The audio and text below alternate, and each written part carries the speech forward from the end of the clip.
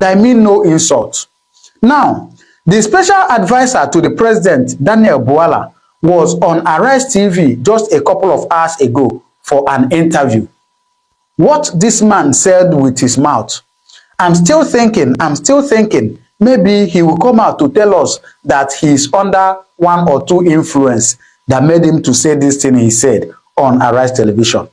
Honestly speaking.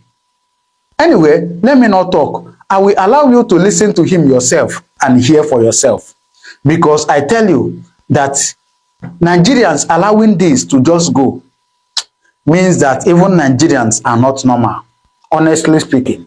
Please, just listen to your special advisor to a president. After 3 years of the Tinubu government, the administration, as I mentioned, says the fundamentals are improving, the exchange rate has stabilized, state revenues, and so on and so forth.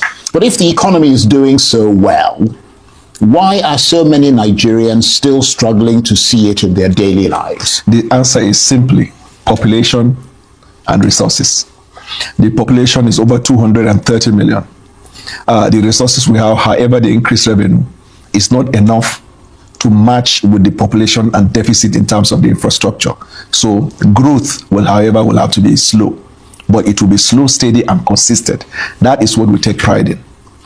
Right. Well, President Tinubu argues that he inherited, and perhaps he's right, a deeply troubled economy, and had to take painful decisions.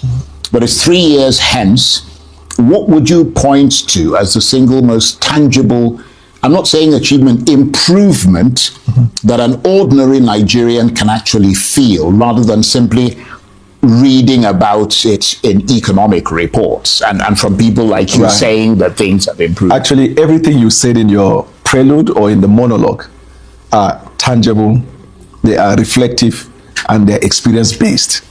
Because, for example, when you talk about the increased revenue, the effect of that increased revenue is the increased allocation to states, which has resulted in state administering, and which has also resulted in the impact on the people. So the increased revenue is directly proportional to the positive effect that we see in states because of the increased revenue. I don't understand what you're saying. If you give more money to governors, how does that necessarily, in a country as spectacularly corrupt as Nigeria, how does it translate into somebody's capacity to buy food in the market? So, for example, there are states, because this is an individual experience based, state by state basis. And first of all, the money is not to the governors, the money is to the states.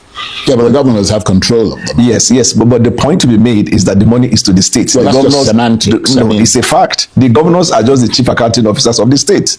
There is an accountant in this television house. There's chief accountant here, but he doesn't own the money.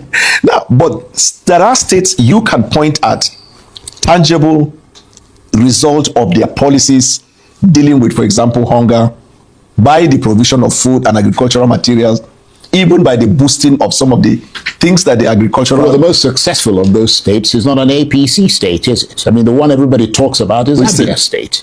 No, I don't think, first of all, I appreciate the fact that Abia is doing a lot in his state. But I can tell you that, for me, based on stats and facts on ground, Enugu far outweighed Abia in terms of tangible infrastructure. You cannot attribute what Enugu has done. I mean, Enugu has only been an APC state, and I'm from Enugu. So oh, really? Yeah. I thought from Anambra. No. It's only been an APC state for a few months. Really, but it's still an APC state at the moment. Yeah, but you can't take credit for something that you didn't have a hand in creating. No, I only respond to that direct question of Abia by countering it with Enugu. But that is not to say that Enugu is the state that we are putting forward. Let me give you an example of Lagos. I'm sure you will start talking about infrastructure and the rest. Wow. What Lagos has achieved, even dealing with infrastructure, you know, the rail lines, dealing with agriculture, look at food production, dealing with security, dealing with sanity of the state. There are quite a number of things. Lagos is an island. Come to Borno State. Lagos is an island. But come to Borno, you asked for the state. Come to Borno State, the state where I'm from, and see how the governor has carefully piloted the state in such a way that even our countermeasure to the resurgence of insurgency in the state has clearly demonstrated the effectiveness of that governor. Neither I talk about the agricultural intervention that the government is providing.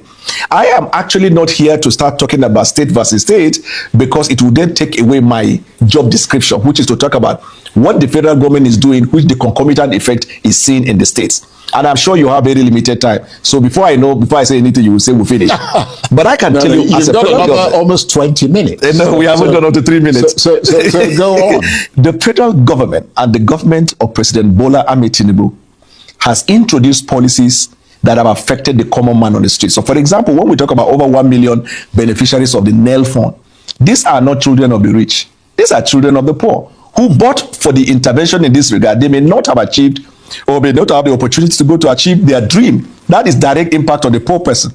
When we talk about in terms of transportation, what the CNG initiative has done, you need to go to the street, and we go to the street and talk to people. All they are asking is we need more investment in that field so we can have more of that production. But the direct effect is on the poor man. When we talk about healthcare, and we talk about the cesarean section I was here the other time I told you about, and I talk about 50% subsidy on dialysis. These are poor people, because the rich people don't need that. As a matter of fact, most of them are abroad. So every policy introduced by this government, the direct beneficiaries are the poor. But you have asked a very valid question, and in my opinion, I responded very correctly. Because anytime a conversation is done around these things that we're talking about, people try to measure that in pari passu, ranking the pari passu of the population. Because it's a large population, you have to look at that context and say, this is what we have been able to do. But if there were resources, take for example in the loan program, the NEL fund program, if we have enough resources, instead of boasting about over 1 million people that are direct beneficiaries, we'll be telling you 10 million people are beneficiaries. It's a program that is working. It's a program that has affected the lives of people. Right. How much have you reduced poverty in Nigeria? So this is where we then start to look at numbers. We then start looking at stats. And in your monologue, you try to say most Nigerians or many Nigerians are complaining that it is one thing to see the statistics and another to see direct impact on the people. To be honest with you, I have not heard any Nigerian on the level that you're talking about talking up the administration's achievements. I haven't heard. But that is subjective. Because you can also bring people in your station on the table that will say they have heard that argument. But what we do, it's not a subjective thing. What we do, as I'm sure you understand the way journalism operates, is that you do random surveys. You go out on the street and you talk to people randomly from different backgrounds, different ethnicities, and so on. And all of them come to the same conclusion, that their lives have not actually improved. And the argument that most of them make, and it's not to sort of try and talk down. No, I understand, but the argument they make is that the administration appears to be too focused on macroeconomic indicators. That's what you always see in the papers. This percent, that percent, inflation is coming, all kinds of things, and not focused enough on household economics. I think that it is the amplification. So you're celebrating numbers while citizens are counting their losses. And that's a fact. I just, in the last 5 minutes, I just mentioned to you the effect of the policies on the poor. It's a matter of saying you disagree that there are 1 million people that have benefited. But that is what I put it to you about the poor people. So when I said it is a subjective reportage or subjective polling system, because we know how polling, what is the sample size, what is the margin of error, I can go out to the street and draft a polling system that I will make a conclusion and drive the narrative to the end. You see, because there are, there are other TV stations who have reported this type of random sampling in which a lot of Nigerians favors you. No, a lot of Nigerians who know it's a mixed kind of result. There will always be frustration on people, and this government is not under the illusion that Nigerians are not suffering.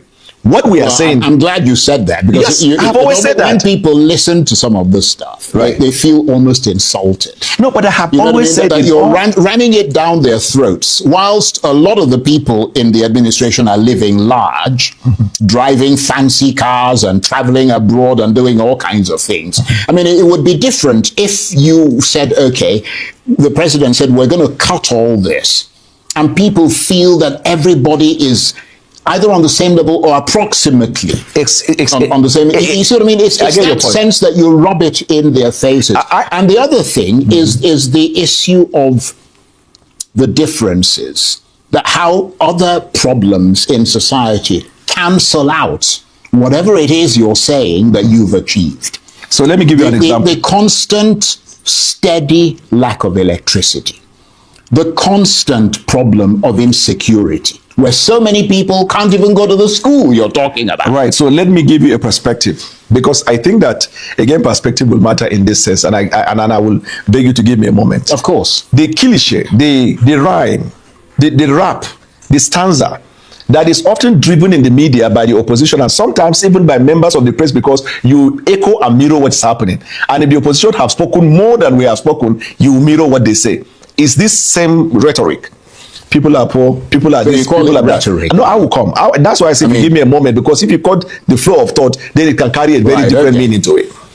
In 1960, Nigerians complained about hunger, deprivation, poverty, death, and healthcare problem. In 1970, Nigerians have made the same complaint. In 1983, Nigerians complained. In 1998, they did. In 1999, 2003, there has never been a moment since the creation of this country in which there was no complaint about either poverty, healthcare, and the rest. Well, let me finish. Yeah, let me finish. Sorry. There has never been that time. Yeah. So if I hear somebody saying this, that, or that, I am not perturbed by that. Now, but the point to be made is, I said, and it bears repeating, and I've been saying that since from the day I started speaking for this government, we acknowledge the fact that Nigerians are suffering. We have our own people that are suffering as well. But we focus on solution. And we communicate to the Nigerian people the effort we have made or we are making regarding that. And then urge the Nigerian people to be patient, have faith in government, we will glide through.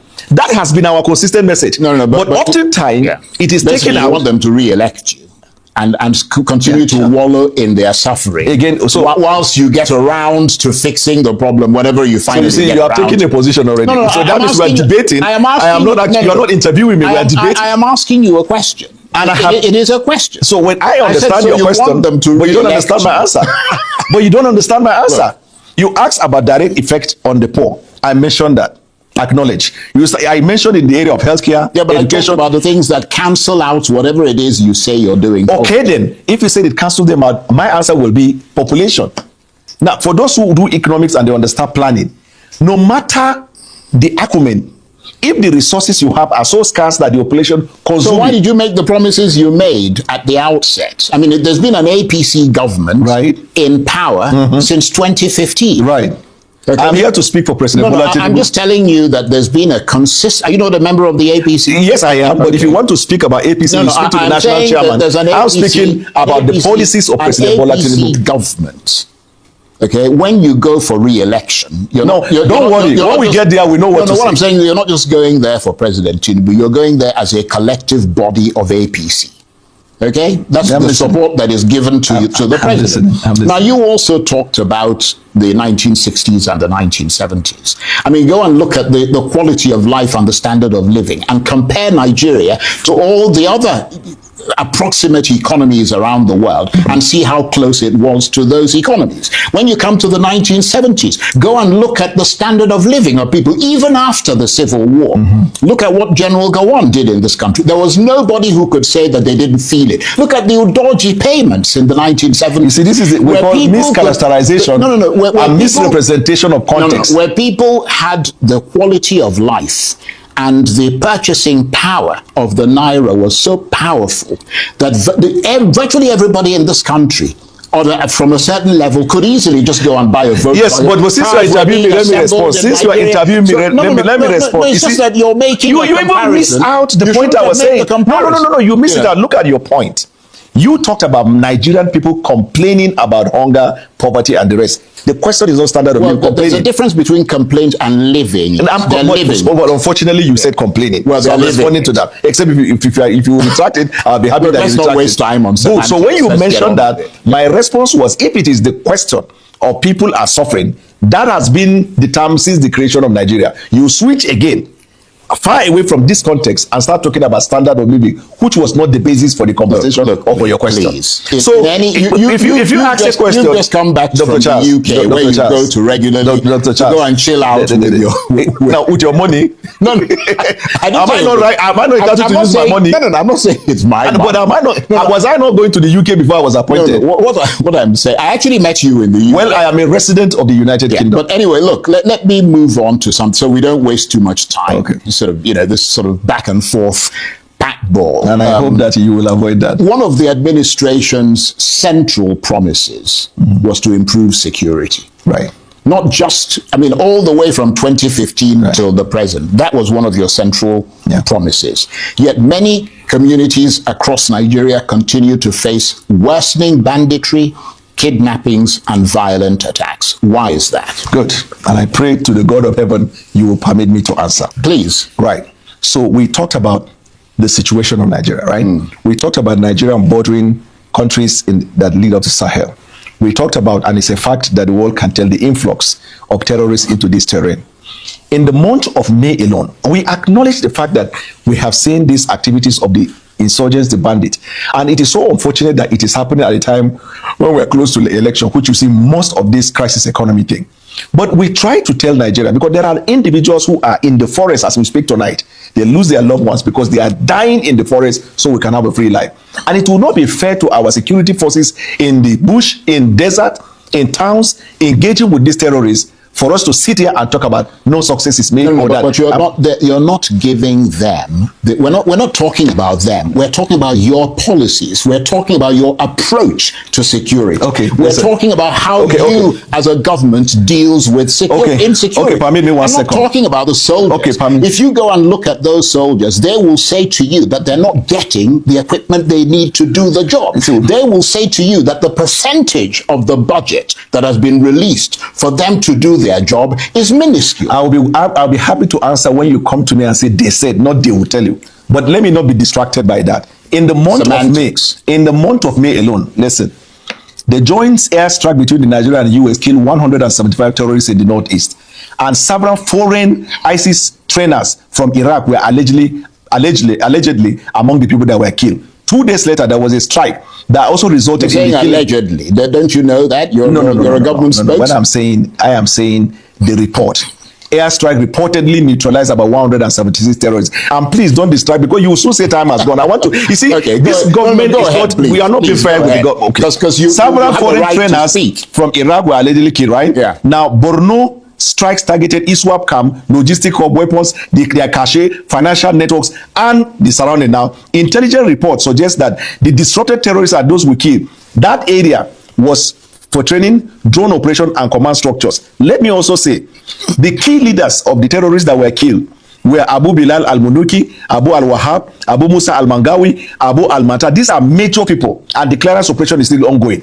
Joint military operation in Hadinkai with the US 2 days later on the 30th of May also killed about 21 ISWAP.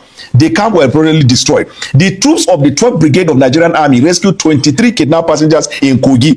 The abduction occurred along blah, blah, blah, blah, blah. Then you see the number, the troop responded, you see the Toyota, and the victims recovered. These people ran away. The troops of Operation Fasang Yamma rescued 31 kidnapped victims and neutralized 5 terrorists.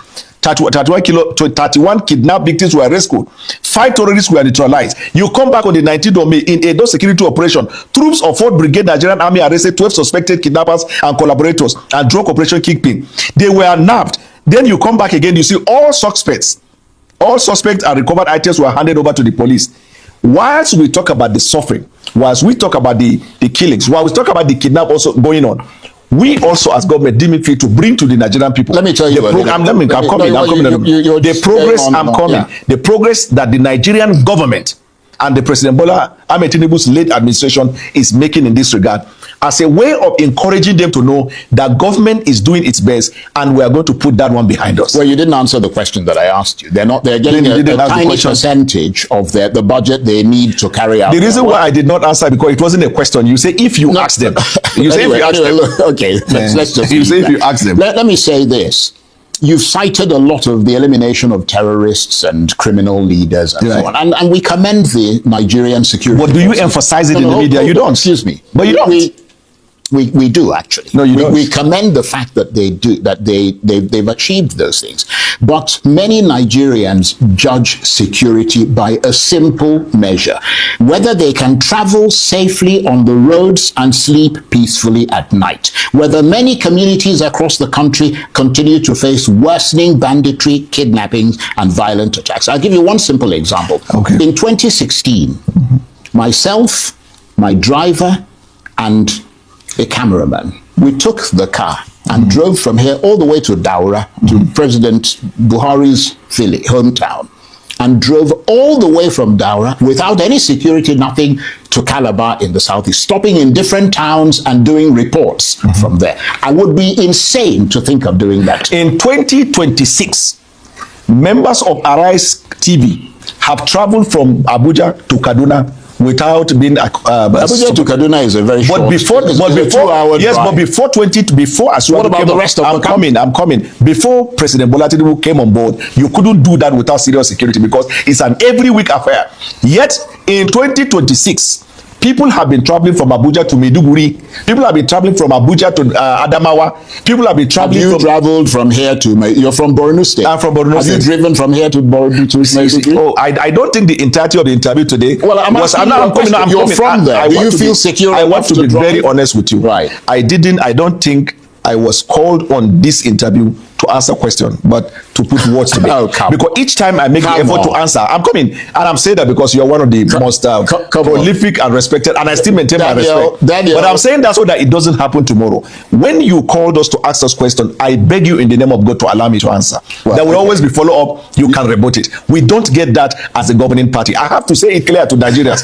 When members of the opposition come here, they have a field day without follow-up, without interrogation. That's not fair. There are times where even the member, there are times even members of the media do the opposition case for them instead of allowing them to come and put up the case for themselves. Right. Like me, you have never called me and I don't show up. That is But true. I hardly get the time to answer the question.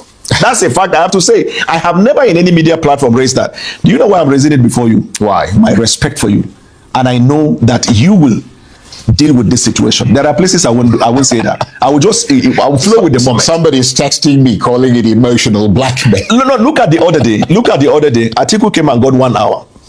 Peter Obi came and got 1 hour. Atiku didn't get 1 hour. None of them got 1 hour. But they got more than 30 minutes. I follow your program. No. If you bring President Tinubu, who is their presidential candidate. Yes, but on their level, they competed against President. Bring President. But we'll give him an hour. But if you tell me that coming to debunk the two of them will be within the period of 15 minutes, and you will allow me within that 15 minutes, I'll debunk it. We didn't give you. We've given you half an hour. No, it was not half an hour. But let us proceed. It was not half an hour.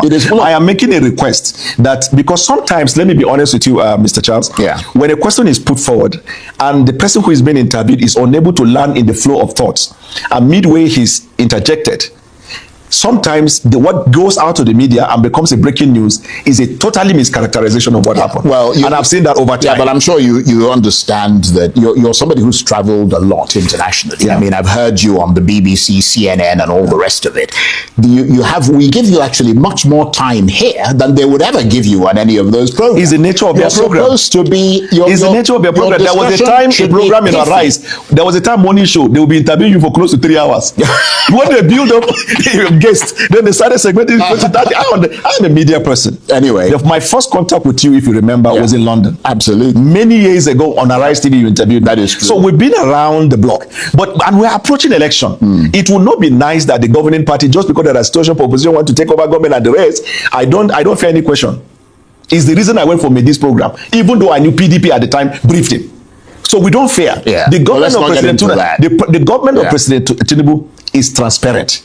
If we are given the opportunity, I will give you not 1, 10, 20 of what we have done. Okay. But you've spent a lot of time talking about the fact that you're not given an opportunity. Because it's important. Because you actually had the opportunity. No, you spend that. But now I have the rather you will ask question, we don't interject. The minute we open our mouth to start asking you that question. we've run out of time. I know that's what you're going to say. But you took a lot of time to talk about the fact that you're not. So I have a special request to you, sir. Yeah.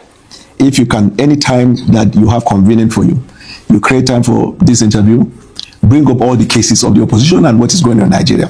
But my request is... How about if we have you debating a member of the opposition? When the campaign starts, we'll do that. But before the campaign, I will not like that distraction. Right, but once the campaign starts, I'll be there. But whenever that time comes, I will appreciate when a question is put forward. And when are you going to bring your principal? And not necessarily to this program, but to the media. He's always talking to the media. He's not always talking to He's always talking to the media. Do you compare him to people like Donald Trump? How much Donald Trump constantly briefs the media? It doesn't matter what you say. Do you want to interview President Bola Tinubu? Compare him to people like Cyril Ramaphosa in South Africa. Do you want to interview President Bola Tinubu? I would be happy to interview them. I will speak to him about it. Very good. Yes. Daniel, I want to thank you very much indeed. And we will hold you to that. Don't worry. Daniel Bwala is Special Advisor to the President on Media and Policy Communication. And we appreciate, as always, having you here. Anytime, sir.